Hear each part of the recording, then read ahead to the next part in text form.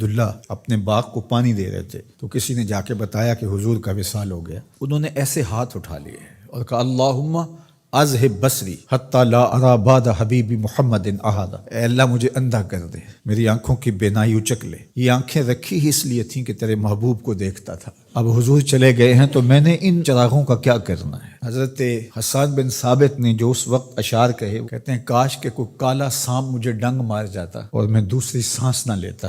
اور حضرت سیدہ فاطمہ کے جو قلب اطہر کی کیفیت تھی، سبت علیہ مصائب لو انہا سبت علی الایام سرنا لیالیا، میرے اوپر جو مصیبتیں ٹوٹ پڑی ہیں وہ اگر دنوں پہ ٹوٹ پڑتی تو وہ کالی راتیں بن جاتی. حضرت عمر رضی اللہ تعالی عنہ تلوار نکال کے کھڑے ہو گئے اور کہا کہ جس نے کہا نا حضور کا انتقال ہو گیا میں اس کی گردن اڑا دوں گا.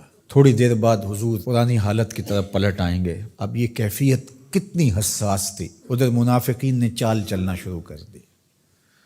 انہوں نے کہا اب حضور کے دم سے ساری رونقیں تھیں، اب وہ چلے گئے تو اب کس نے نمازیں پڑھنی ہیں، اب کس نے روزے رکھنے ہیں، اب کون جہاد پہ جائے گا.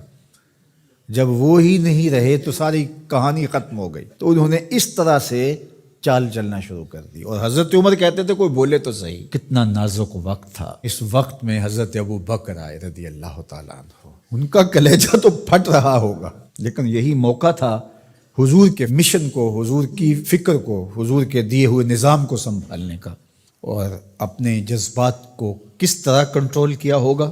اپنے آپ کو پوری طرح سنبھال کر کے لوگوں میں آئے اور دیکھا کہ لوگ جمع ہیں اور حضرت عمر رضی اللہ تعالیٰ عنہ غصے میں تلوار لہرا رہے ہیں. خبردار اگر کسی نے کہا کہ حضور کا انتقال ہو گیا. تو آپ ایک اونچی جگہ پہ کھڑے ہوئے، لوگوں کو متوجہ کیا. حضرت صدیق اکبر رضی اللہ تعالیٰ عنہ کا اس وقت کا جو خطبہ ہے، اس نے اس وقت اسلام کو سنبھالا جب منافق بڑی باریک چال چل رہے تھے. اب حضرت ابو بکر آئے اور کھڑے ہوئے، کہا لوگو مجھے بتاؤ تم اللہ کی عبادت کرتے تھے یا رسول اللہ کی عبادت کرتے تھے. تو لوگوں نے کہا اللہ کی عبادت کرتے تھے. تو کہا اللہ آج بھی زندہ و موجود ہے، اللہ کل بھی زندہ و موجود تھا، وہ حی ہے لا یموت ہے. اللہ اکبر. پھر انہوں نے وہ آیت کریمہ پڑھی وما محمد الا رسول قد خلت من قبلہ الرسل.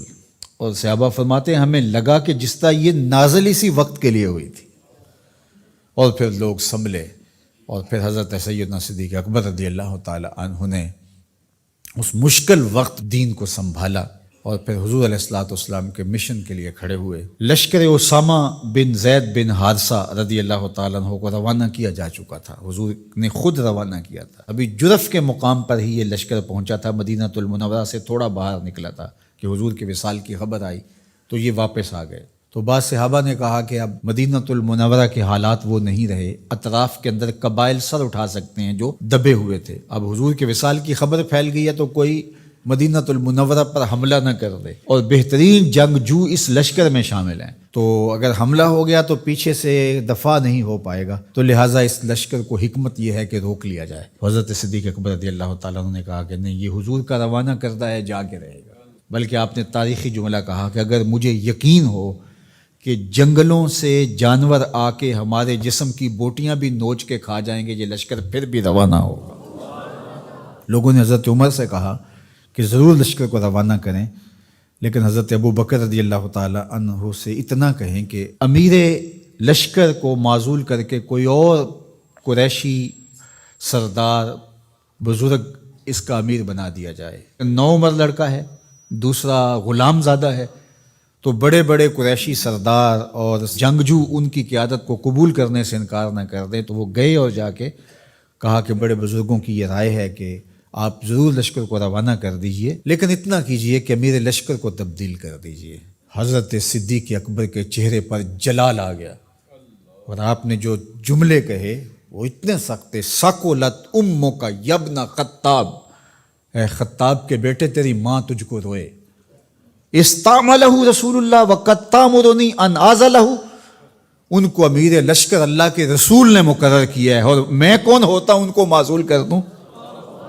کہا لشکر جائے گا اسامہ بن زید کی قیادت میں جائے گا، جس نے جانا ہے جائے، جس نے نہیں جانا میں کوئی پرواہ نہیں ہے، چونکہ ان کو امیر لشکر اللہ کے رسول نے مقرر کیا.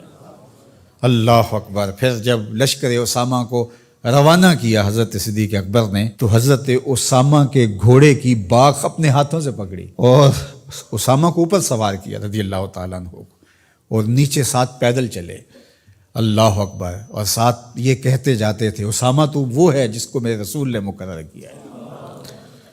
اور پھر یہ لشکر کامیاب اور بامراد ہو کے لوٹا۔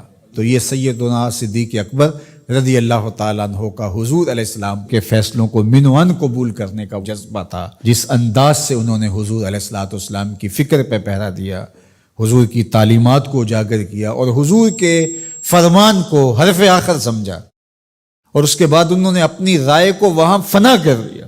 صلح حدیبیہ کا موقع آیا تو 1400 اصحاب تھے، قریش نے کہا ہم عمرہ نہیں کرنے دیں گے، تو وہاں سے ایک معاہدے کے ذریعے واپس آنا ہوا۔ تو حضرت عمر نے کہا ابو بکر ہم دب کے صلح کیوں کریں، صلح کی شرائط تو برابر کی ہونی چاہیے۔ تو حضرت ابو بکر صدیق کا صرف ایک لفظ دیکھیے، انہوں نے کہا عمر کیا یہ صلح نامہ حضور نے قبول کیا ہے؟ کہا کیا ہے۔ کہا ہوا رسول اللہ، کہا وہ اللہ کے رسول ہے۔ اللہ اکبر، کثرت صوم و صلات کی وجہ سے افضل نہیں ہیں، بلکہ حضور کے لیے اطاعت و انقیاد، فرما برداری، اور حضور علیہ السلام کے لیے بس اپنے آپ کو قربان کر دینے کا وہ جذبہ، وہ آپ یہاں دیکھتے ہیں تو بدرجہ کمال آپ کو نظر آتا ہے۔ فرمایا کہ میں اللہ کے علاوہ اگر کسی کو خلیل بناتا تو وہ ابو بکر کو بناتا، لیکن میرا خلیل اللہ ہے۔ اللہ اکبر، امن الناس بر مولائے ما، کلیم اول سینائے ما، ہستیو کشت ملت راچو ابر، ثانیے اسنین و غار و بدر و قبر۔ دیکھیے کہاں کہاں حضور کی قربت۔ یہ شک ہووی تے چل مدینے، جے شک ہووی تے آ تک لے جوڑ مزاراں دا بن یار نبی دیاں۔